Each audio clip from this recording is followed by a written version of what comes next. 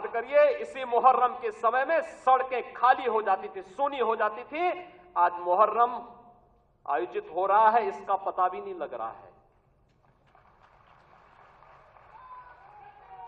ताजिया के नाम पर घर तोड़े जाते थे, पीपल के पेड़ काटे जाते थे, सड़कों के तार हटाए जाते थे, पुल तोड़ दिए जाते थे। आज कहा जाता है किसी गरीब की झोपड़ी नहीं हटेगी। आज कहा जाता है कोई तार नहीं हटेगा।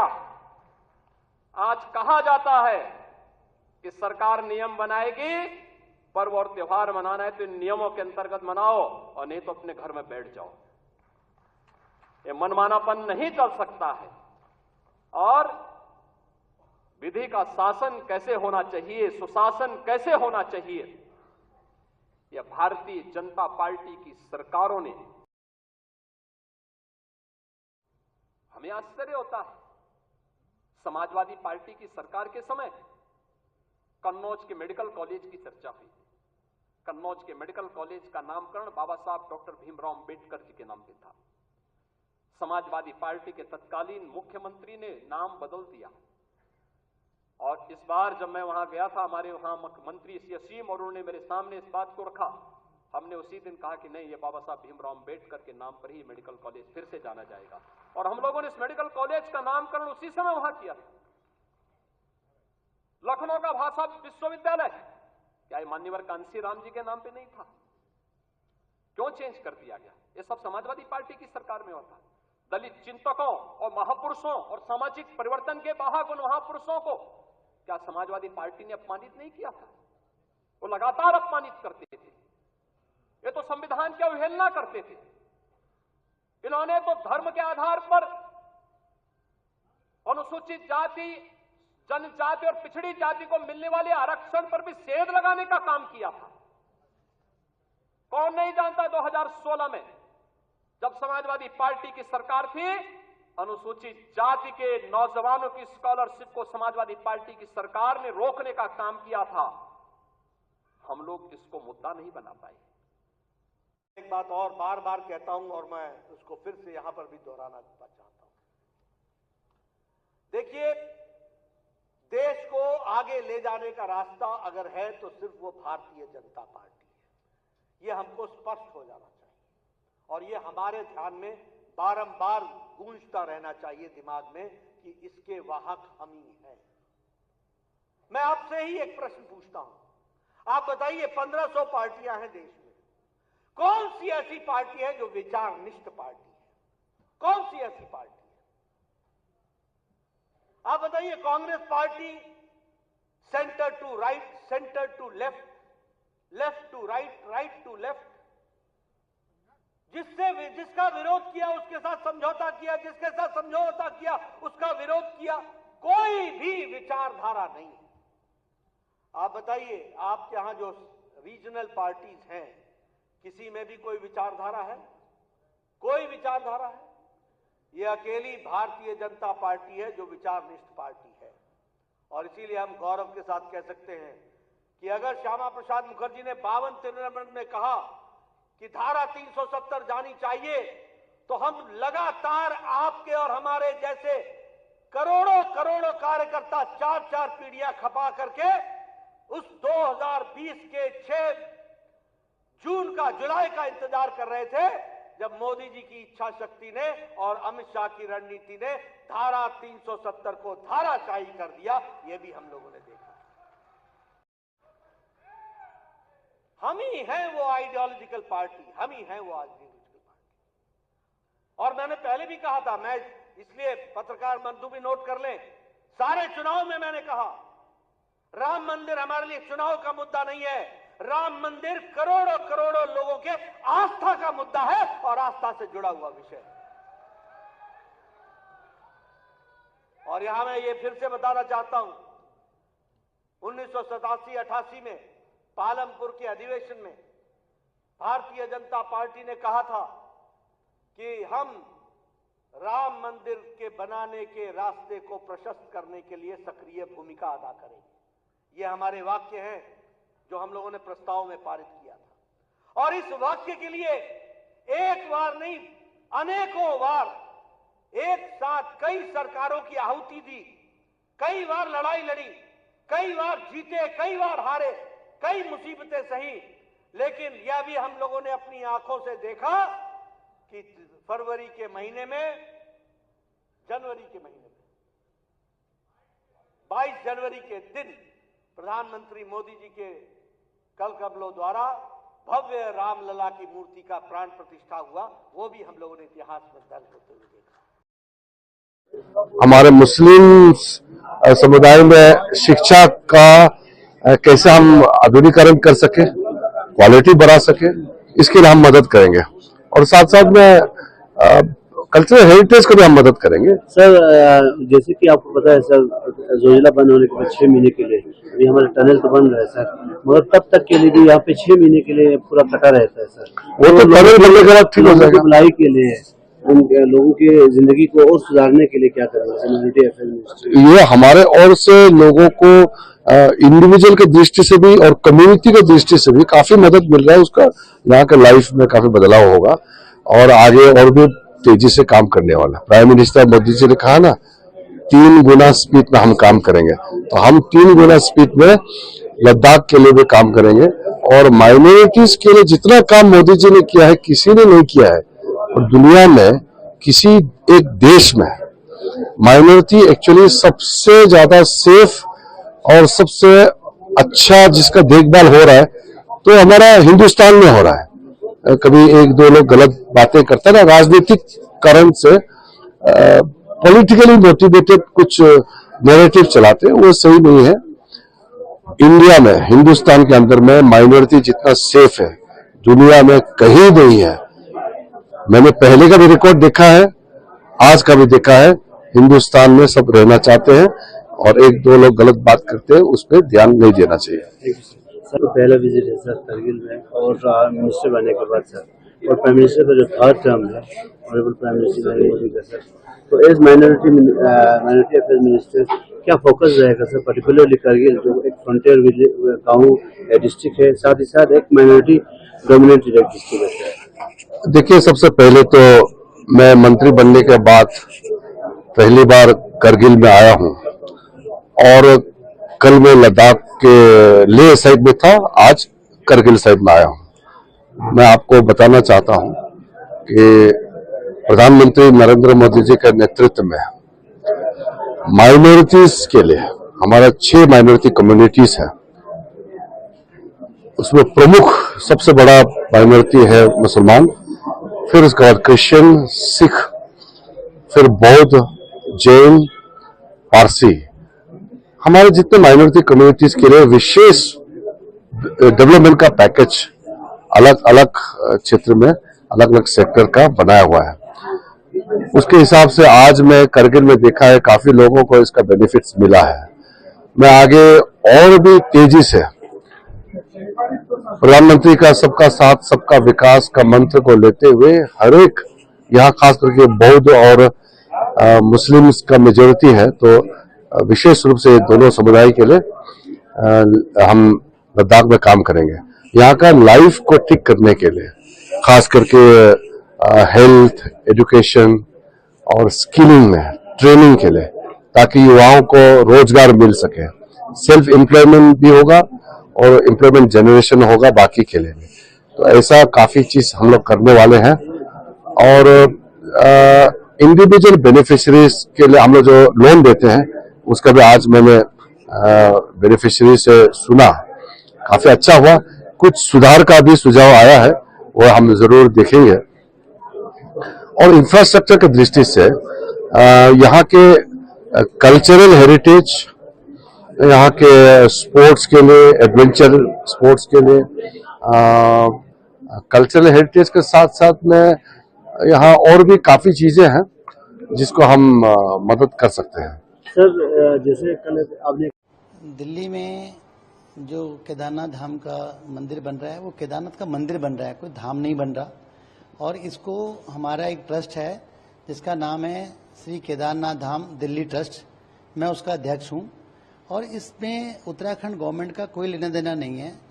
और ये जिस दिन इसका भूमि पूजन था उस दिन माननीय श्री पुष्कर धामी जी जो कि उत्तराखंड के मुख्यमंत्री हैं, वो हमारी रिक्वेस्ट पे वहाँ पे आए थे। हमने उनको वहाँ पे भूमि पूजन पे बुलाया था। उससे सरकार का कोई लेना देना नहीं है, वो एक हमारे निजी रिक्वेस्ट पे वहाँ पे आए थे। और इस ट्रस्ट का भी उत्तराखंड गवर्नमेंट से कोई लेना देना नहीं है। ये हमारा ट्रस्ट आपस में ट्रस्टियों के सहयोग से बन रहा है। काफ़ी ट्रस्टी हैं, अधिकतर लोग यहाँ पे उत्तराखंड के हैं जो इसमें ट्रस्टी हैं, वो लोग इसको बना रहे हैं। प्रसिद्ध धामों भी बने जा रहे हैं। यही केदारनाथ धाम पहले इंदौर में काफ़ी सालों से बना हुआ है और बद्रीनाथ धाम पहले बॉम्बे में बना हुआ है, जिसका उद्घाटन भी माननीय पूर्व मुख्यमंत्री हरीश रावत जी ने किया था। और ऐसे ही वैष्णो देवी मंदिर पूरे देश में बने हुए हैं, गोलजी देवता के मंदिर पूरे देश में बने हुए हैं। हमारे उत्तराखंड के हर गांव में आपको गोलजी का मंदिर मिलेगा और साईं बाबा के मंदिर, खाटू श्याम के मंदिर, सारे धाम और मंदिर बहुत जगह बने हुए हैं। एक राजनीतिक स्टंट है, बाकी कुछ नहीं है। हम तो सिर्फ एक केदारनाथ का मंदिर दिल में बना रहे हैं। दिल्ली में चल रही है, उस पर आप क्या कहना चाहेंगे? ऐसी कोई कंट्रोवर्सी तो नहीं होनी चाहिए। हम एक सिंपल धार्मिक भावनाओं से एक मंदिर बना रहे हैं और जो लोग उसको ऐसे कंट्रोवर्सी करना भी चाहते हैं तो वो हमारे धाम को लेके करना चाहते हैं, क्योंकि हमारा धाम हमने कोई बनाया नहीं है। हमने वहाँ से मंदिर बना रहे हैं और इसको गलत तरीके से प्रेडिक्ट किया जा रहा है और कुछ लीडर अपनी राजनीतिक रोटियां सेकने के लिए काम कर रहे हैं। बाकी तो इसमें ऐसा कुछ नहीं है और बड़ा अच्छा काम कर रहे हैं। और हम धाम नहीं बना रहे। और उत्तराखंड का जो धाम है वो 12 ज्योतिर्लिंगों में से एक ज्योतिर्लिंग है और वो सतयुग का मंदिर है। उसकी जो मान्यता है वो मान्यता वैसी रहेगी। और ऐसे तो पूरे दिल्ली क्या पूरे देश के अंदर केदारनाथ के बहुत सारे मंदिर हैं। ये भी मंदिर एक ऐसे ही बन रहा है जहाँ पे कि इसकी आस्था का सवाल है। बाकी ऐसा कुछ मतलब नहीं है, कोई कंट्रोवर्सी नहीं है। परिवार से मिला पूरा ये पूरा कटान का स्तर है और ये पूरा बाढ़ पीड़ित क्षेत्र है। जो हम लोग आए हैं पूरा रास्ता खराब है, न ये बिजली की व्यवस्था है, न पानी की व्यवस्था है, न मोबाइल की व्यवस्था है। कैसे यहाँ के लोग जीवन जी रहे हैं, नरकी जीवन यहाँ जी रहे हैं। मैं समझता हूँ कि ये शिवानी जो बिटिया गई है, दूसरी ऐसी घटना न हो जिससे ये मतलब पूरा परिवार टूट गया है, मार रो रही है, बेहोश हो गई। आप देखे होंगे कांग्रेस पार्टी ने पूरा आर्थिक सहयोग भी उनका किया है 50,000 रुपये का और आगे भी हम सब लोग उस परिवार के साथ हैं। और ये बात विधानसभा से लेकर लोकसभा तक। हरियाणा पुलिस की स्पेशल टास्क फोर्स ने कुख्यात अपराधी राकेश काला खैरमपुरिया की सफल गिरफ्तारी के साथ एक महत्वपूर्ण उपलब्धि हासिल की है। राकेश, जिसे काला खैरमपुरिया के नाम से भी जाना जाता है, एक गंभीर और हिंसक अपराधों में व्यापक रूप में शामिल था और सन 2020 में पैरोल पर रिहा होने के उपरांत भगौड़ा होकर पुलिस की गिरफ्त से बच रहा था। इस दौरान उसने भारत में रहते हुए और बाद में विदेशों जैसे यूएई, आर्मेनिया और थाईलैंड जैसे देशों में रहकर भारत में आपराधिक गतिविधियों को अंजाम देना जारी रखा। राकेश का आपराधिक रिकॉर्ड सन 2014 से शुरू हुआ और उसके ऊपर डकैती, लूट, हत्या और अवैध हथियार रखने जैसे अपराधों के लिए उपयोग अंकित किए गए। अंततः उसे 2015 में पुलिस थाना बादरा, जिला हनुमानगढ़ में एक मर्डर के केस में 2018 में आजीवन कारावास की सजा सुनाई गई और 2020 में 2020 तक सजा काटने के बाद उसे पैरोल पर रिहा किया गया, परंतु उसने अभी कभी वापस रिपोर्ट नहीं किया। इस दौरान उसने गिरफ्तारी से बचते हुए हरियाणा और पड़ोसी राज्यों में अपनी आपराधिक गतिविधियों को और बढ़ाया। उसने सन 2021 में थाना भट्टूकला, जिला फतेहाबाद में गांव दरोली में एक हत्या की, परंतु तब भी पुलिस उसे गिरफ्तार करने में नाकामयाब रही और इस अभियोग में माननीय अदालत ने वर्ष 2023 में उसे एक उद्घोषित अपराधी घोषित किया। फर्जी तरीके से प्राप्त डॉक्यूमेंट्स यूज करके उसने पासपोर्ट बनवाया और 2023 की शुरुआत में देश से फरार हो गया और विदेश में अपने आपराधिक गिरोह का संचालन करने लगा। स्थानीय गिरोहों के साथ गठजोड़ कर हिंसक कृत्यों का अंजाम दिया। उसके संपर्क कुख्यात आपराधिक समूहों जैसे हिमांशु भाऊ गैंग और नीरज प्रिया गैंग के साथ फैले हुए हैं और इनके साथ योजना बनाकर राकेश उर्फ काला ने कई हाई प्रोफाइल अपराध जैसे टारगेटेड किलिंग, एक्सटॉर्शन और रैंसम कॉल्स की घटनाओं को अंजाम देने में मुख्य भूमिका निभाई। प्रमुख घटनाओं में दिसंबर 2023 में जिला सोनीपत के गांव में एक सरपंच की हत्या, इस साल जनवरी में गोहाना के एक प्रसिद्ध मिठाई की दुकान पर फायरिंग, मुरथल के एक ढाबे पर दिन दिहाड़े हत्या और पिछले महीने दिल्ली के राजौरी गार्डन में एक बर्गर किंग नाम के आउटलेट पर निर्ममता से एक व्यक्ति की हत्या में मुख्य भूमिका निभाई। अभी गत 24 जून 2024 को 3 नकाबपोश हमलावरों ने जिला हिसार हरियाणा में महिंद्रा कार डीलरशिप के बाहर गोलाबारी की। हरियाणा पुलिस की स्पेशल टास्क फोर्स ने एक विस्तृत जांच शुरू की और राकेश उर्फ काला खैरमपुरिया को इस घटना के पीछे का मास्टरमाइंड पाया। जांच से पता चला कि राकेश ने हथियारों की व्यवस्था की और हमले की योजना बनाने में हथियारों के साथ समन्वय किया और उसने अपने इंस्टाग्राम अकाउंट के माध्यम से कार डीलरशिप पर हमले की जिम्मेदारी भी ली। स्पेशल टास्क फोर्स हरियाणा ने उसे ढूंढने के लिए एक विस्तृत जांच की। जांच के दौरान एसटीएफ की टीमों ने उसके फर्जी पहचान का पता लगाया, जिसके आधार पर काला ने अपना पासपोर्ट बनवाया था। एक बार उसकी पहचान स्थापित हो जाने के बाद टीमों ने उसकी यात्रा विवरण का पता लगाया और कठिन प्रयासों के बाद उसे विदेश में चिन्हित कर लिया गया। हरियाणा पुलिस की स्पेशल टास्क फोर्स के अधिकारियों ने तुरंत गृह मंत्रालय के साथ समन्वय किया और राकेश उर्फ काला खैरमपुरिया के खिलाफ संबंधित इंटरपोल नोटिस तथा अंतरिम गिरफ्तारी हेतु पत्र जारी करवाए। गृह मंत्रालय ने मामले को तुरंत संज्ञान में लिया और भारत और विदेश में विभिन्न एजेंसियों के साथ समन्वय स्थापित किया। इसी बीच एसटीएफ की टीमों ने उसका पासपोर्ट, जिसे उसने फर्जी तरीके से प्राप्त किया था, उसको रद्द करवाया गया और संबंधित कानून प्रवर्तन एजेंसियों के साथ गृह मंत्रालय के माध्यम से उसकी पहचान और आपराधिक रिकॉर्ड स्थापित करने वाले आवश्यक कानूनी दस्तावेज साझा किए गए। इस सहयोगात्मक प्रयास के कारण राकेश उर्फ काला के विदेश से भारत लाया जा सका। फिर एसटीएफ की टीम ने पहले से जारी करवाए गए लुकआउट सर्कुलर के आधार पर राकेश उर्फ काला को कल रात दिल्ली एयरपोर्ट में हिरासत में लिया। विस्तार से पूछताछ करने के उपरांत राकेश उर्फ काला को विधिवत रूप से गिरफ्तार किया गया तथा आज उसे अदालत में पेश करके पुलिस रिमांड के लिए आवेदन किया जाएगा। राकेश उर्फ काला खैरमपुरिया की गिरफ्तारी हरियाणा पुलिस की अपराध नियंत्रण और राज्य में कानून व्यवस्था बनाए रखने की अटूट प्रतिबद्धता का दृढ़ संदेश देती है। पुलिस संगठित अपराध में शामिल व्यक्तियों का पीछा करने, उनके आपराधिक नेटवर्क को समाप्त करने और अपराधियों को कानून के पूर्ण बल का सामना कराने के अपने संकल्प में दृढ़ है। इसमें इंग्लिश में किसी को खासकर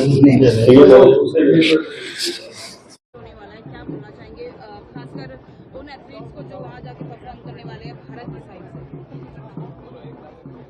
अगला जो ओलंपिक है वो पेरिस में है। भारत की टीम से भारत को बहुत उम्मीदें हैं और इसलिए लोग दुआएं कर रहे हैं, लेकिन ये एक बड़ा इवेंट है मैराथन का। जो ये मैराथन ही हो रहा है पेरिस में, भारत के खिलाड़ियों को ज्यादा से ज्यादा पदक मिले, इसका मनोबल बढ़ाने के लिए, और हम लोग इसमें भाग ले रहे हैं। मेरा पूरा विश्वास है कि इस बार ये जो दिल मांगे मोर, तो और ज्यादा पदक निकल के आएंगे और हम लोग अभी से उनको चीयर कर रहे हैं। कल भाजपा की कार्य समिति में आपने ये भी कहा कि कांग्रेस जो है झूठा नैरेटिव फैला रही है, भ्रष्टाचार जैसे मुद्दों पर बेवजह घेरे। देखिए, कांग्रेस ने जिस तरह से झूठ बोलने का काम किया, वो कांग्रेस पार्टी जिसने संविधान की हत्या की, जिसने 1975 में संविधान आपातकाल लगाकर संविधान को कुचलने का काम किया, संवैधानिक संस्थाओं को दबाने कुचलने का काम किया, संवैधानिक संस्थाओं का चीरहरण किया, वो कांग्रेस पार्टी और उसके नेता अब संविधान की पुस्तक हाथ में लेकर के, जिन लोगों के हाथ संविधान की हत्या के खून से रंगे हुए हैं, वो आज संविधान की पुस्तक हाथ में लेकर के संविधान बचाओ का नारा देते हैं, संविधान बचाओ की बातें करते हैं। इस तरह के झूठ बोल करके, झूठा नैरेटिव फैला करके इस विधानसभा चुनाव में कि आरक्षण समाप्त हो जाएगा, इस तरह का झूठा नैरेटिव क्रिएट करके वर्तमान की सरकार एक संप्रदाय और वर्ग विशेष के विरोध में काम कर रही है। इस तरह का झूठा नैरेटिव फैला करके सबका साथ, सबका विकास, सबका विश्वास, सबका प्रयास, इस संकल्प के साथ में देश को विकसित करने के लक्ष्य को लेकर काम करने वाली सरकार की बेवजह आलोचना करने का काम करती है और लोगों के बीच में एक झूठ परोसने का और 100 बार झूठ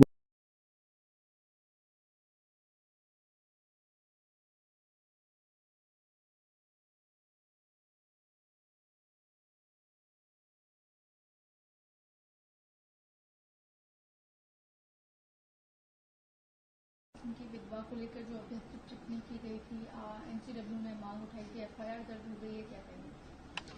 एफआईआर तो हो गया है उस व्यक्ति के अगेंस्ट। इनफैक्ट बहुत सारे लोग उसके बाद भी ट्वीट करते जा रहे हैं और मेरे पास तो काफी सारे ट्वीट्स हैं।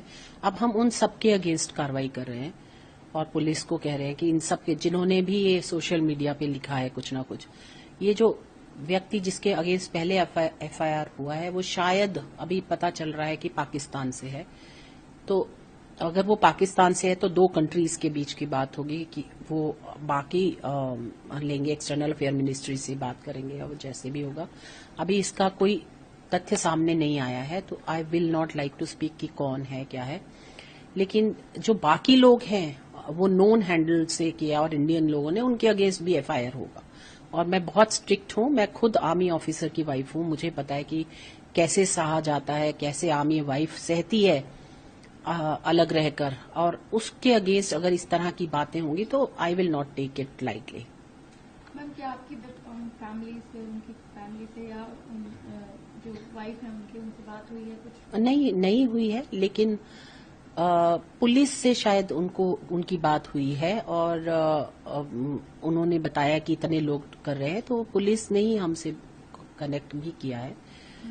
इसीलिए पुलिस भी सीरियसली इस पे काम कर रही है और मैं इस पे डे टू डे इसकी प्रोग्रेस पूछ रही हूँ। जिस दिन ये हुआ था मेरा तो ये था, अगर वो आदमी पता चल जाता तो मैं खुद पर्सनली जाती पुलिस के साथ उसे अरेस्ट कराने, लेकिन अभी पता नहीं चला और मोस्ट प्रोबेबली वो पाकिस्तान से, उसके हैंडल चेंज होते जा।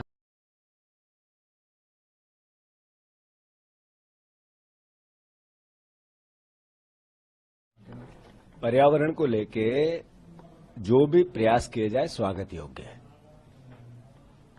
पर भारतीय जनता पार्टी का जो पुराना इतिहास है, जो चरित्र है, वो ये कहता है कि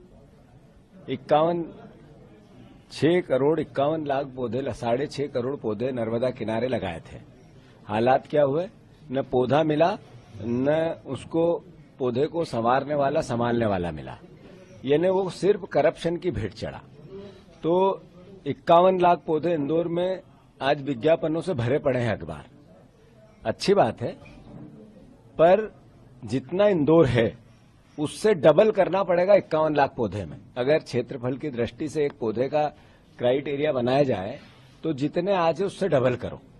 तो अच्छी बात है। पहले तो पर्यावरण को लेकर पौधे का लगाने का अभियान का हम स्वागत करते हैं, पर इतिहास इनका करप्शन का है और इवेंट का है। तो मैं मानता हूं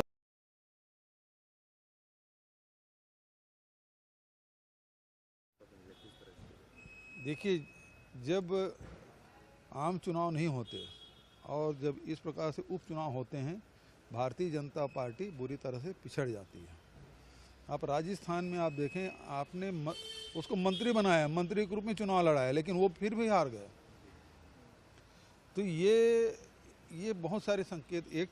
एक बात तो ये है कि मोदी अभी जो 4 जून का जो रिजल्ट आया, उससे जो मोदी की गारंटी है उसे जनता ने अस्वीकार कर दिया।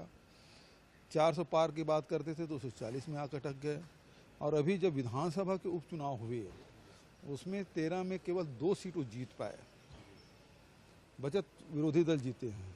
इसका मतलब है कि उसका जनाधार खिसक रहा है, लोकसभा में भी और राज्यों में भी। ये स्थिति दर्शाता है। दूसरी तरफ ये भी ये संकेत देता है कि जब बड़े चुनाव होते हैं तब शायद ईवीएम का खेल होता होगा, या ऐसे चुनाव होते हैं उसमें तो कहीं चाहे वो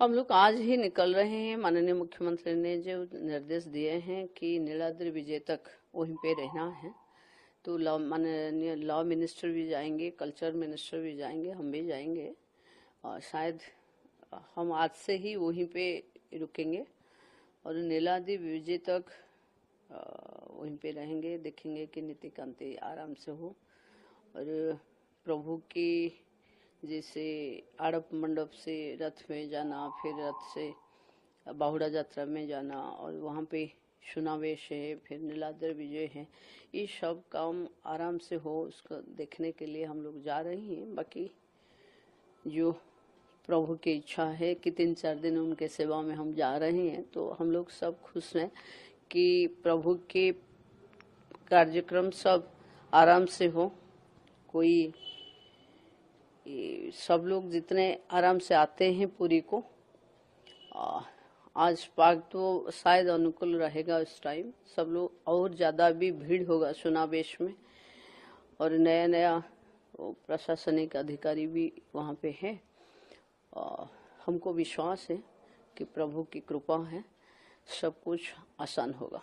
आप सेवायत के साथ और प्रशासन के साथ हम जाने के टाइम पे हम जाएंगे तो आड़प मंडप में प्रभु के दर्शन करेंगे।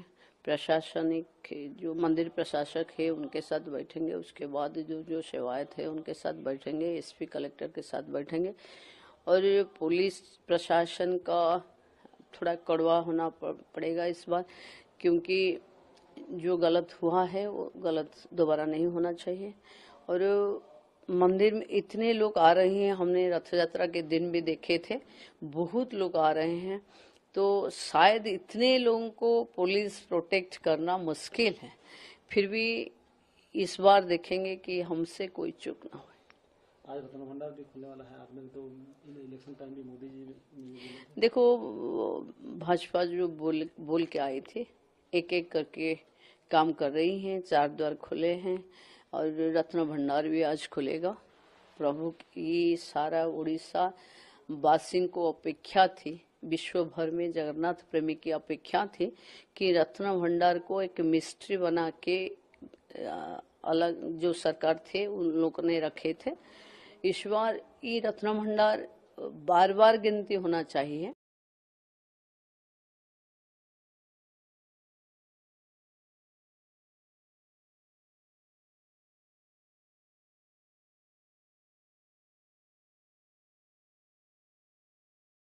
देने के लिए एक वृक्ष 10 पुत्रों के समान है, और 10 पुत्रों का अर्थ आप 51 लाख अगर पौधे लगा रहे हैं, ये इतना पवित्र काम कर रहे हैं।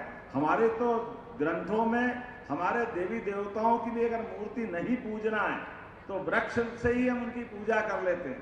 पीपल की पूजा करें तो भगवान विष्णु की पूजा हो जाती है, बड़ की पूजा करें तो महादेव शंकर भगवान की पूजा हो जाती है। ऐसे हमारे प्रकृति के विविध रहस्यों से भरे ऐसे सनातन संस्कृति के अंदर हजारों हजार साल से प्रकृति से हमारा तादात्म्य बना रहता है। ऐसे में इंदौर में नगर निगम और राज्य शासन के द्वारा जो हमने लगभग 5.5 करोड़ पेड़ लगाने का यशस्वी प्रधानमंत्री ने जो स्वप्न देखा है, एक पेड़ माँ के नाम, तो अब एक अभियान चल गया पूरे प्रदेश के अंदर।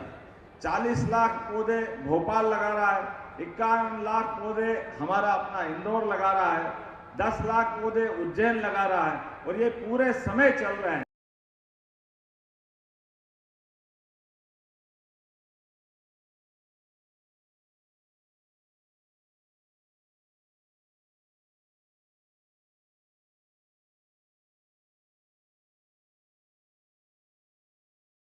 होने देंगे।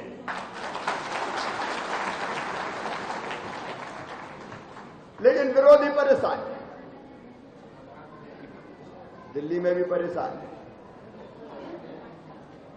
कांग्रेस और जेएमएम तो झूठ बोलने की मशीनें बन गई हैं, रोज झूठ बोलते हैं। एक गलत नैरेटिव कि कम सीट लेके भी हमने तीर मार दिया। झारखंड में भी क्या हुआ,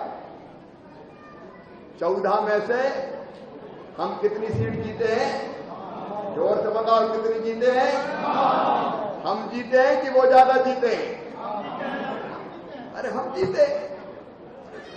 और इसी को विधानसभा में बदल दिया जाए तो कितनी विधानसभा सीटों पे हम आगे रहे? लोकसभा के चुनाव में पता है क्या? 52 कितनी सीटों पे आगे रहे? हम 81 में से 52 सीटों पर आ गए। इस शानदार सफलता के लिए झारखंड प्रदेश के कार्यकर्ताओं को मैं बधाई देता हूं, उनका अभिनंदन करता हूं। और इसलिए पहली चीज ये कि लोकसभा के चुनाव हमने शानदार सफलता प्राप्त की है। अब झूठ बोलती रहती कांग्रेस, जेएमएम, कभी अग्निवीर के बारे में झूठ, कभी एमएसपी नहीं दे रही है, झूठ बोलते हैं। अरे तुम्हारी सरकारें जाओगी वहां गड़बड़ होती होगी, भारतीय जनता पार्टी की सरकारें सब जगह दे रही है। कभी कहते हैं हिंदू हिंसक है। राहुल बाबा, हिंदुत्व की पहचान तुम क्या जानो? अरे एकम सद विप्रा बहुधा वदंती।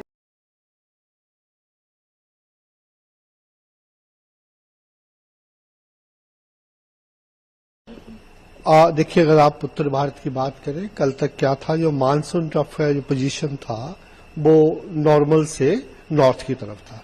अगर मैं इस पिक्चर के माध्यम से समझाना चाहूं, मानसून जनरली जो नॉर्मल पोजीशन होता है गंगानगर से कलकत्ता तक होता है, तो अभी ये नॉर्थ में था।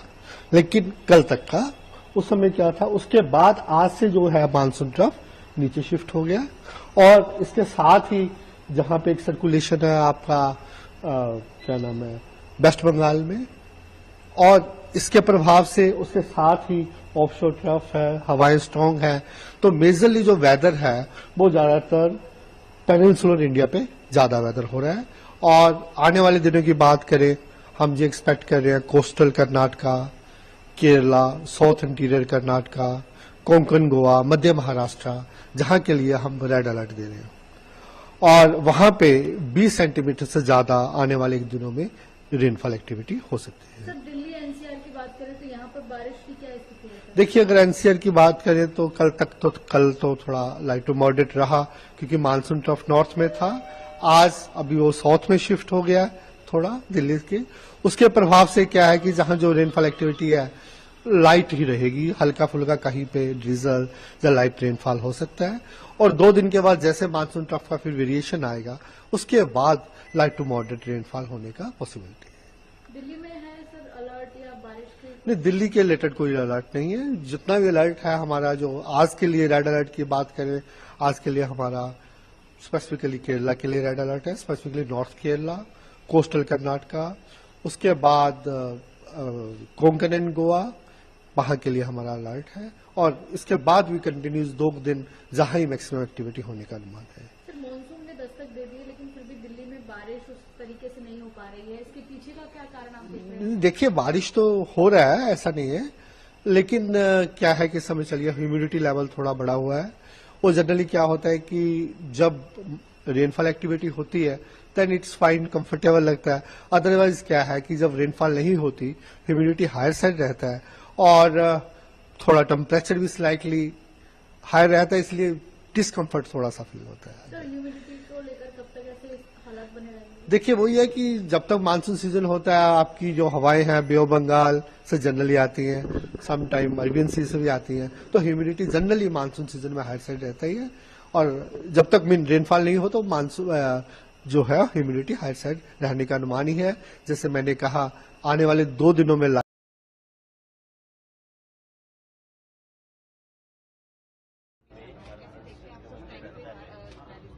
मैं ये देख रहा हूं कि भारत इन पेरिस अवेयरनेस के लिए आज मैराथन दौड़ शुरू हुआ, जिसके लिए हम सब यहाँ इकट्ठे हुए। लेकिन इसके पीछे आप देखो कि दुनिया कहाँ जा रहा है। अब ई गेम्स में भारत दुनिया के 3रे नंबर पर है। और आज हम बच्चे जब घर में गेम खेलते, तो मैं ये नहीं कहूंगा कि अभिभावक को कहूंगा कि बच्चे को ई गेम्स खेलने की छूट भी दो और पढ़ने की कला भी दो।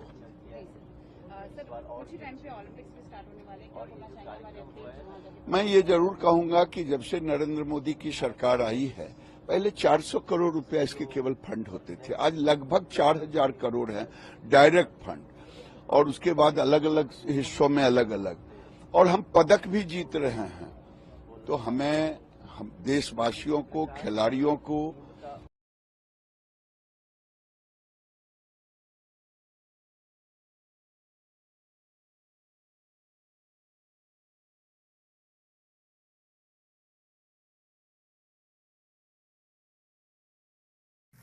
मित्रों, आज प्रधानमंत्री जी ने पूरे देश की 130 करोड़ जनता का जो आह्वान किया कि इस वर्षा ऋतु में एक पेड़ मां के नाम, ये अभियान को चलाया जाए। जब मोदी जी ने अभियान का सूत्रपात किया तब किसी को मालूम नहीं था कि अभियान एक नारा